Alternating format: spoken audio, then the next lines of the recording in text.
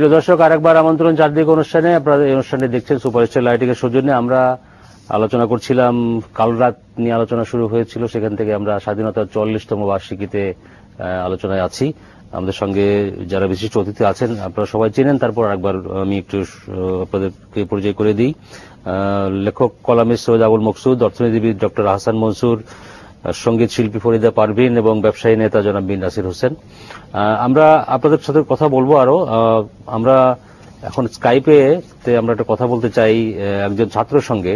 তরুণ সমাজেরও তো অনেক বক্তব্য থাকতে পারে, তারা কিভাবে দেশ নিয়ে, সেই সম্পর্কে একজনের কাছে যাচ্ছি আমরা। আমাদের সঙ্গে স্কাইপের মাধ্যমে যুক্ত হচ্ছেন মশিউর রহমান। মশিউর রহমান, আমি মাছরাঙ্গা স্টুডিও থেকে রেজওয়ান বলছি। আপনি শুনতে পাচ্ছেন আমাকে? জি, আমি শুনতে পাচ্ছি। আচ্ছা মশিউর রহমান, আমি যেটা জানি যে আপনি ওয়ার্ল্ড ইউনিভার্সিটিতে পড়ছেন। আমরা তো পরাধীনতার শৃঙ্খল থেকে আমরা এখন স্বাধীনতা অর্জন করেছি, ৪০ বছর পার হয়ে গেছে। একজন স্বাধীন দেশের স্বাধীন নাগরিক হিসেবে আপনি এই ৪০ বছর পরে আপনার অনুভূতিটা জানতে চাই এই স্বাধীনতা ৪০ বছরের প্রথম প্রহরে।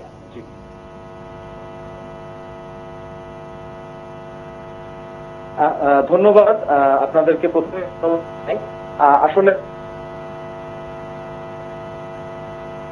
এই যে বিশেষ করে স্বাধীনতার মাস যখন আসে তখনই আসলে আমরা ব্যতিব্যস্ত হই, কথাবার্তা বলি, কিন্তু ছাত্র হিসেবে আমার যেটা মনে হয় যে স্বাধীনতার ৪০ বছর পরেও কিন্তু আমরা এখন পর্যন্ত বিশেষ করে আমাদের যেসব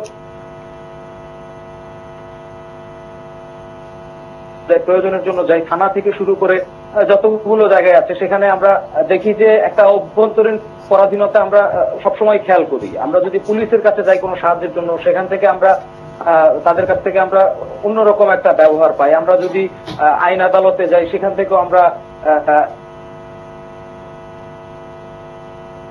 একটা ভিন্ন ধর্মী একটা আচরণ পাই। কিন্তু একটা স্বাধীন দেশের নাগরিক হিসেবে তো আমার এরকম হওয়ার কথা না।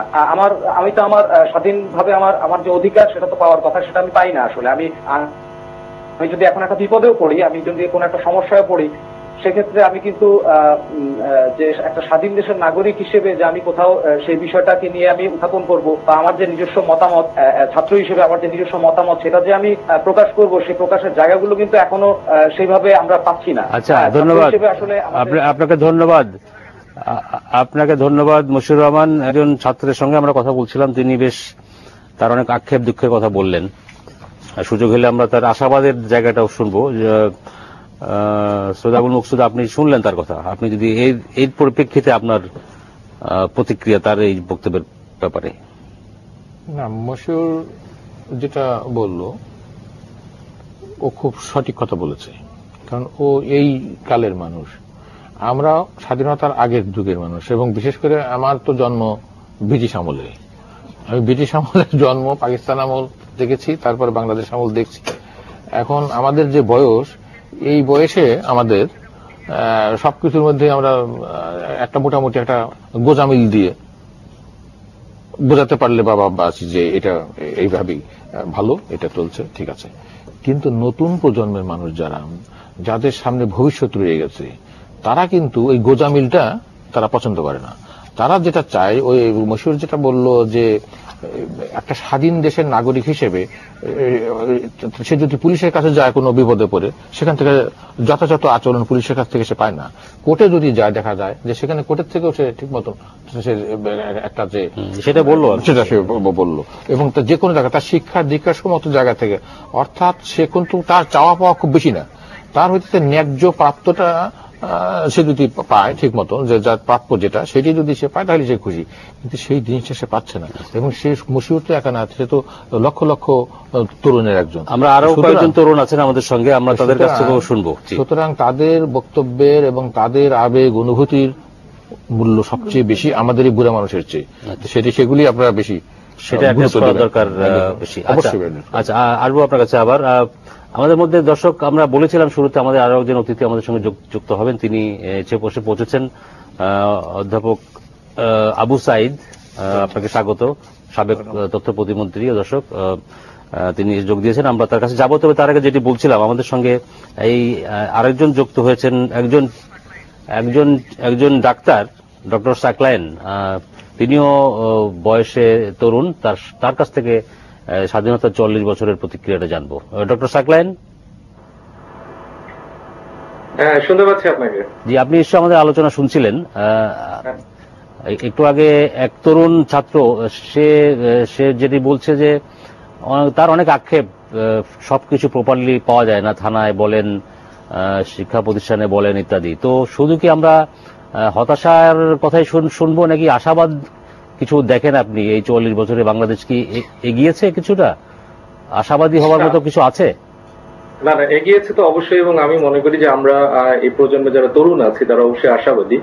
তবে হ্যাঁ, আমাদের কিছুটা অপ্রাপ্তি আছে। আমাদের যে আমরা মনে করি না যে আমরা পরাধীন এখনো আছি বা আমরা ভালো নাই, সেটা বলে যারা মুক্তিযুদ্ধে শহীদ হয়েছেন তাদেরকে আমি ছোট করতে চাই না। আমরা আসলে ভালো আছি। তবে হ্যাঁ, আমাদের যে ক্ষমতা আছে, আমাদের যে কোয়ালিটি আছে, আমরা কিন্তু এর থেকে আরো ভালো থাকতে পারতাম। একজন চিকিৎসক হিসেবে আজকে যদি আমি বলি যে আসলে বাংলাদেশে মৃত্যুর প্রধানতম কারণ কি, উত্তর কিন্তু একটাই। বাংলাদেশের মৃত্যুর প্রধানতম কারণ কিন্তু ক্যান্সার না, হার্ট অ্যাটাক না, স্ট্রোক না, দুর্ঘটনা। আমাদের দেশে দুর্ঘটনায় প্রধান মানুষ মারা যাচ্ছে। স্বাভাবিক মৃত্যুর গ্যারান্টি আমরা এখনো খুঁজি। তো এই যে কিছু অপ্রাপ্তি আছে, চিকিৎসা ব্যবস্থার কথা যদি বলি, দক্ষিণ এশিয়ার মধ্যে কিন্তু আমরা অনেক বেশি এগিয়েছি, এবং মাত্র 10 টাকায় সরকারি একটা হাসপাতালে গিয়ে আপনি চিকিৎসা নিতে পারছেন। বঙ্গবন্ধু শেখ মুজিব মেডিকেল বিশ্ববিদ্যালয়ে আমি আছি, সেখানে গেলে আপনি 30 টাকার বিনিময়ে চিকিৎসা নিতে পারছেন। বিশেষজ্ঞ চিকিৎসা নিতে পারছেন আপনি 200 টাকায়। এবং চিকিৎসা সেবার মানের কথা যদি বলি, কিছুটা অপ্রাপ্তি, কিছুটা অভিযোগ আমাদের মধ্যে আছে। তারপর আমরা এগিয়েছি। আসলে আমাদের এগুলোটা একটু কেমন, যদি আমরা বানরের সেই বাঁশের মতো চিন্তা করি, আমরা আসলে 3 ফিট আগাচ্ছি, আবার কিছুটা কারণে 2 ফুট পিছিয়ে যাচ্ছি, পরে কিন্তু আমরা 1 ফিট করে আগাচ্ছি। কেন হচ্ছে এরকম? আপনার কেন হচ্ছে এরকম, কি মনে হয়?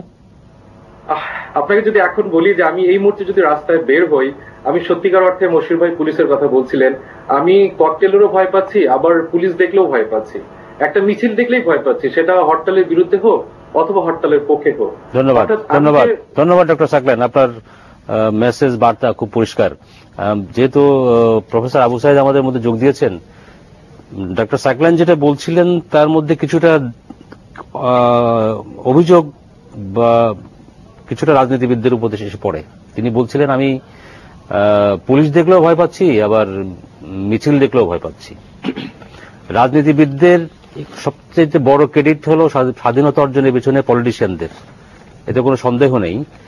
রাজনৈতিক নেতৃত্বে, রাজনৈতিক আন্দোলনের ফলশ্রুতিতে বাংলাদেশ, তো রাজনীতিবিদদের অনেক অবদান রয়েছে। আবার এখন কিন্তু আপনি খুব ভালো মতোই জানেন যে রাজনীতিবিদরাই অনেক সমালোচিত হচ্ছেন, যে বাংলাদেশ যে পর্যায়ে গিয়েছে আরো অনেক অনেক দূর যেতে পারত যদি রাজনৈতিক হানাহানিটা না থাকতো। আপনাকে অনেক ধন্যবাদ। মাছরাঙ্গা এর আগে আসার কথা ছিল, আসতে পারিনি, আজকেও আসছি শেষ বেলায় আলোচনার। যে কথাটা বলেছেন আমি অকপট স্বীকার করতে চাই যে আসলে রাজনীতি নেই, রাজনীতিবিদ কি করে হবে? এখানে আছে দুর্বৃত্তায়িত একটা ব্যবস্থাপনা। সেই ব্যবস্থাপনার মূল লক্ষ্য হল 5 বছরের জন্য আমরা যাব, লুট করব, খাবো, মারবো, ধরবো, এই একটা রাষ্ট্রযন্ত্র, রাষ্ট্র ব্যবস্থা প্রতিষ্ঠা হয়েছে। এটা 75 পরবর্তীকাল থেকে সামরিক শাসন যখনই আসে কোন দেশে, প্রত্যেকটি দেশের লিগেসির এই ধরনের একটা ক্রান্তিকালীন অবস্থা চলে। বাংলাদেশে যে অবস্থা আছে, অর্থাৎ রাজনীতি কিন্তু অর্থনীতিকে টেনে নিয়ে যাবে, রাজনীতি কিন্তু সমস্ত রাষ্ট্রযন্ত্রকে সুচারুভাবে, জবাবদিহিমূলকভাবে, স্বচ্ছভাবে সবকিছুকে নিয়ন্ত্রণ করবে না, সহযোগিতা করবে। আপনি বললেন ক্রান্তিকালীন অবস্থার মধ্যে আমরা আছি, তার মানে সামনে আমাদের মানে ইতিবাচক ক্রান্তিকালীন অবস্থার ভিতরে দুটো থাকে। আপনি যদি বামে যান দেখবেন অন্ধকার, আবার ডাইনে গেলে দেখবেন খাদে পড়েছে। অর্থাৎ আপনাকে বেছে নিতে হবে এই ক্রান্তিকালীন অবস্থায়, নেতৃত্বকে বেছে নিতে হবে কোন ধরনের রাজনীতি বাংলাদেশ চায়। আসলে বাংলাদেশের মূল নিয়ামক হল জনগণ। সেই জনগণের কাছে কিন্তু আমরা কেউ যাচ্ছি না, কিন্তু বলছি সব জনগণ আমার, অর্থাৎ 16 কোটি জনগণের কাছে 32 কোটি জনগণ বানিয়ে নিয়েছে। আমি সত্যনিষ্ঠের উপর দাঁড়িয়ে কথা বলতে চাই। অর্থাৎ জনগণের কাছে গিয়ে আমরা যে জনগণের অভিমত নিয়ে আসবো কিংবা রেফারেন্ডামের মাধ্যমে তাদের মতামত কি করব, সেটা কিন্তু আমরা পাচ্ছি না, যাচ্ছি না। আপনি রেফারেন্ডামের কথা বললেন, রেফারেন্ডামের যতগুলো আছে এটা আমরা তুলে দিয়েছি, 72 সনের সংবিধান ছিল, তারপর আমরা তুলে দিয়েছি, রেফারেন্ডাম নাই এখন, সে উপায় নাই। আমি যেটা বলতে চাই যে আজকে রাজনীতিজীবী আছে, রাজনীতিবিদ নেই। আচ্ছা, ঠিক আছে। বিদ থাকতে হলে তার অভিজ্ঞতা থাকতে হবে, দূরদৃষ্টি থাকতে হবে, তার ত্যাগ থাকতে হবে, ত্যাগের মহিমা থাকতে হবে, তার দেশপ্রেম থাকতে হবে, নিজের জীবনকে তুচ্ছ করেও ওই একটা ধুলোকে অমূল্য সম্পদ মনে করতে হবে, সেই মনোভাবটাই আমাদের। আপনারা জানেন হয়তো যে নতুন প্রজন্মকে মুক্তিযুদ্ধের চেতনা উজ্জীবিত করতে এবারও প্রতি বছর মতো এবারও সেক্টর কমান্ডার্স ফোরাম, মুক্তিযুদ্ধ 71 এদের উদ্যোগে সোহরাওয়ার্দী উদ্যানে শিখা চিরন্তনে এখন একটা অনুষ্ঠান চলছে, প্রদীপ প্রজ্বলন, আমরা দেখতে পাচ্ছি পর্দায়। সেটা আমরা এখন বিটিভি সৌজন্যে আমরা একটু দেখি সেখানে কি হচ্ছে।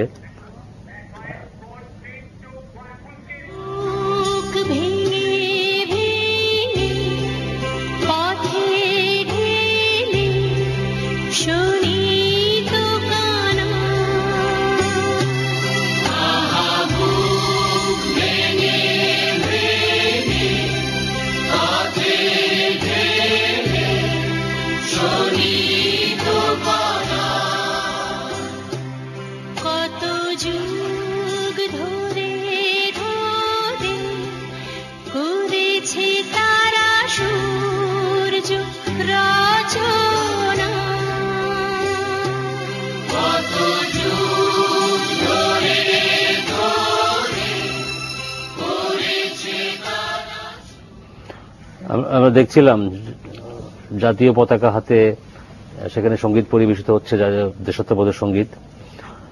অনেক অনেক সীমাবদ্ধতা, অনেক ক্ষোভ, অনেক বঞ্চনা, তারপরও জনাব মিন নাসির আপনি বলছিলেন, আপনি ফিগারের কথা বলছিলেন তুলনামূলক, সেই বাজেটের আকার বলেন, আমাদের এক্সপোর্ট বলেন, সব মিলিয়ে আর কি। আপনি বলছিলেন যে প্রাইভেট সেক্টর তো অবশ্যই সরকারেরও সাপোর্ট বিভিন্ন সময় ছিল, তবে আরো বেশি পেলে আরো ভালো হতো। এটার সঙ্গে কি আমাদের যে রাজনীতি আলাপ করছিলাম, আপনি কি রাজনৈতিক অস্থিরতার কথাটাকে মিন করতে চাচ্ছেন কিনা? না, অনেকগুলো জিনিস এর সাথে। আপনি বাংলাদেশের অর্থনীতি যদি দেখেন, এর প্রচুর সম্ভাবনা রয়েছে। আজকে আমার এক্সপোর্ট হচ্ছে প্রায় $33 বিলিয়ন, তো ইম্পোর্ট ইজ অ্যাবাউট $43 বিলিয়ন। তো এক্সপোর্টটা কিন্তু আমরা বাড়িয়ে নিতে পারি, কিন্তু আমাদের নিজেদের কিছু সমস্যা রয়েছে, যেমন রানা প্লাজার মতো ঘটনা আমাদের ঘটেছে, আমরা ভাবমূর্তি রক্ষা করতে পারিনি। আমরা যখন ঘুরে দাঁড়ানোর চেষ্টা করছি, তখন রাজনীতি আমাদের এসে আঘাত করছে বিভিন্ন সময়। আমরা আজকে 44 বছরে আমরা একটা সঠিক রাজনীতির দিগদর্শন পাইনি। আমরা একটা রাজনীতির একটা বড় জিনিস হচ্ছিল এদেশে গণতন্ত্রের একটা উল্লেখযোগ্য জিনিস হচ্ছে নির্বাচন। আমাদের রাজনীতিবিদরা আজ পর্যন্ত সেই সমস্যাটাকে সমাধান করে আমাদের কি দরকার, আমাদের দরকার হচ্ছিল একটা হচ্ছিল এনাবেলিং এনভায়রনমেন্ট, একটা সুষ্ঠু রাজনৈতিক পরিস্থিতি। যদি তাই হয়, কারণ সুষ্ঠু রাজনৈতিক পরিস্থিতিটা কিন্তু অর্থনীতির জন্য অপরিহার্য, তো সেটা হলে আজকে আমরা এগিয়ে যেতে পারি। আমাদের কতগুলি জিনিস অভাব হয়ে গেছে। একটা হচ্ছিল আমাদের সুশাসনের অভাব হয়ে গেছে, একটা হচ্ছে অবকাঠামোর যেভাবে আগানো দরকার ছিল সেটা হচ্ছে না। কারণ আপনি আজকে দেখেন ঢাকা চিটং আমাদের হলো মেইন লাইফ লাইন, 80% হচ্ছিল এক্সপোর্ট ইম্পোর্ট হয় চিটং পোর্টের মধ্যে। ঢাকা চিটং কানেক্টিভিটি আমরা আজ পর্যন্ত সেই পর্যায়ে আনতে পারিনি যে পর্যায়ে আমাদের অর্থনীতি এগিয়ে গেছে। আজকে হচ্ছিল আমরা একসময় গ্যাসের উপরে অলমোস্ট ভাসছিলাম, কিন্তু আমাদের অর্থনীতি প্রাইভেট সেক্টর কোন জায়গায় নিয়ে গেছে হয়তোবা আমাদের পরিকল্পনাবিদরা সেভাবে বুঝতে পারেনি, যার জন্য আজকে আমাদের গ্যাসের সংকট দেখা দিয়েছে, জ্বালানির সংকট দেখা দিয়েছে। আমরা প্রাইমারি এনার্জি পাচ্ছি না বলে আমাদের ইন্ডাস্ট্রিগুলি আমরা বিএমআইতে যেতে পারছি না। আজকে ইনভেস্টমেন্টের চিত্রটা খুবই দুর্বল। আজকে প্রাইভেট সেক্টর ইনভেস্টমেন্ট কিন্তু ঋণাত্মক হয়ে গেছে।